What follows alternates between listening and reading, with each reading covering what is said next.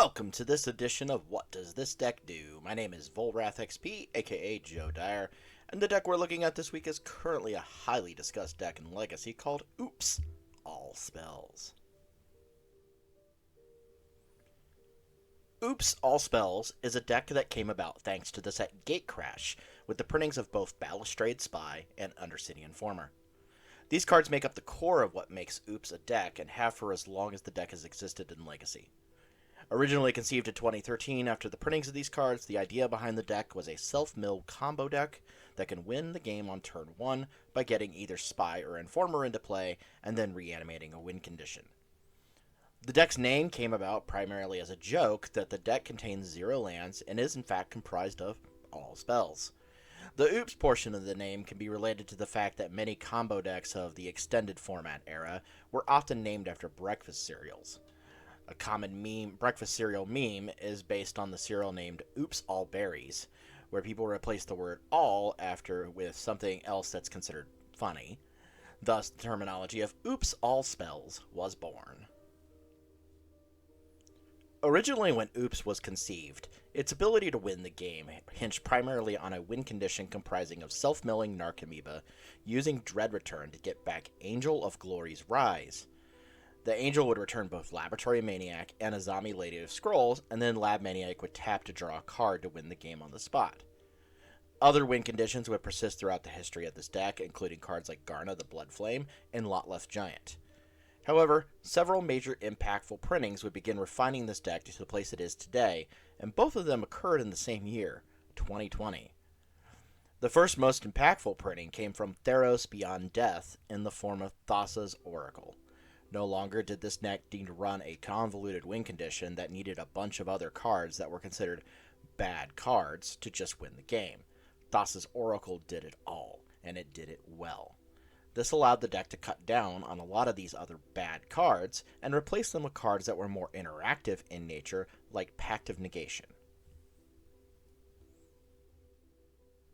The other major impactful printings came from Zendikar Rising, in the form of modal double-faced cards. These cards were a spell on the front face and a land on the back face, but because of how the rules work with these cards in the deck, cards like Balustrade Spy only see the front face. The mythic cycle of these cards were all lands that could enter the battlefield untapped at the cost of 3 life. Giving this deck a way to play actual lands in the deck was quite possibly one of the largest game changers for Oops as a deck than any other improvement. In addition, this allowed the deck to leverage actual sideboard cards that it could cast with mana to also engage with the opponent in post-board games. However, Modern Horizons 3 would grant this deck much more by providing an uncommon cycle of pay 3 life to enter untapped lands, many of which also had strong effects on their front faces. Having much more untapped black sources raised the consistency level of this deck by a huge amount, propelling it from a fringe status to a real player in the Legacy format. Oops as a deck functions on the basis of getting to 4 mana and casting either Undercity Informer or Balustrade Spy, then milling themselves. The deck will hit 0 lands, so the entire deck's library will go into their graveyard. At this point, Narcomoeba that are in the deck will trigger and return each Narcomoeba to play.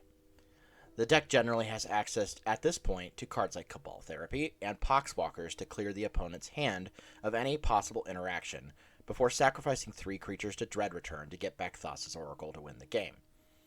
Fast mana sources like Dark Ritual, Lotus Petal, and Spirit Guides allow the deck to manage having the mana to cast these spells, and it can protect the win with Pact of Negation if it needs to.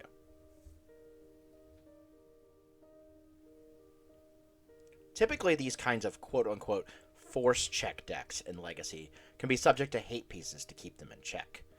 The most common way to interact with Oops as a deck is things like Leyline in the Void. But Oops does have what is known as a transformational sideboard to utilize effects like Goblin Charbetcher to simply get around that card. With targeted graveyard removal, the deck leans on the combination of the cards Jack-O-Lantern and Memory's Journey to push their Thassa's Oracle and the cards needed to cast/protect it into their library so that it can simply try to do this all again from their hand. It's this resilience that has made Oops a true contender in the current Legacy format, to the point where it has officially entered into ban discussions.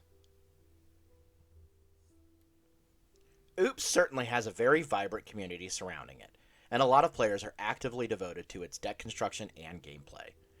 What makes it incredibly popular is the deck's power level of doing strong things on turn 1, combined with the fact that the deck is incredibly inexpensive by legacy standards.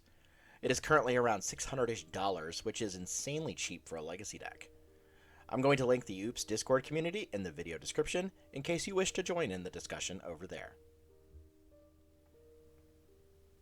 Thanks for checking out this week's edition of What Does This Deck Do? If you like what you saw here, please hit like, subscribe, and hit the bell for notifications on future videos.